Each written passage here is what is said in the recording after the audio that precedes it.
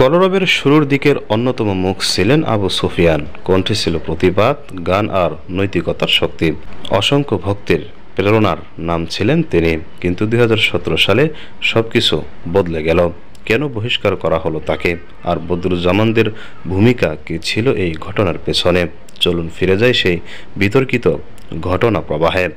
২০১৬ সালের ৫ নভেম্বর কলরব পরিবারে শৃঙ্খলা ভঙ্গের অভিযোগে আনা হয় আবু সুফিয়ান ও বদরুজ্জামানের বিরুদ্ধে। সংগঠনের অভ্যন্তরীণ বৈঠকে সিদ্ধান্ত হয় সাময়িক বরখাস্ত। সুফিয়ানের জন্য ৩ মাস, বদরুজ্জামানের জন্য ১ মাস। তবে এই বরখাস্ত ছিল আসন্ন ঝড়ের শুরু মাত্র। সোশ্যাল মিডিয়ায় গুঞ্জন ছড়িয়ে পড়ে এটি নাকি অভ্যন্তরীণ দ্বন্দ্বের ফল, যেখানে বদরুজ্জামানরা গুরুত্বপূর্ণ ভূমিকা রেখেছেন। এরপর আসে ২০১৭ সালের এপ্রিল মাস।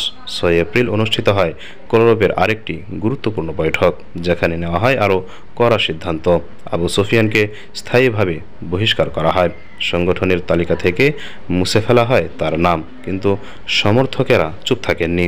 ১৫ এপ্রিল ঢাকায় আয়োজিত হয় মানববন্ধন। হাতে প্লেকার্ড, গলায় স্লোগান, সুফিয়ান নির্দোষ, তাকে ষড়যন্ত্র করে বহিষ্কার করা হয়েছে।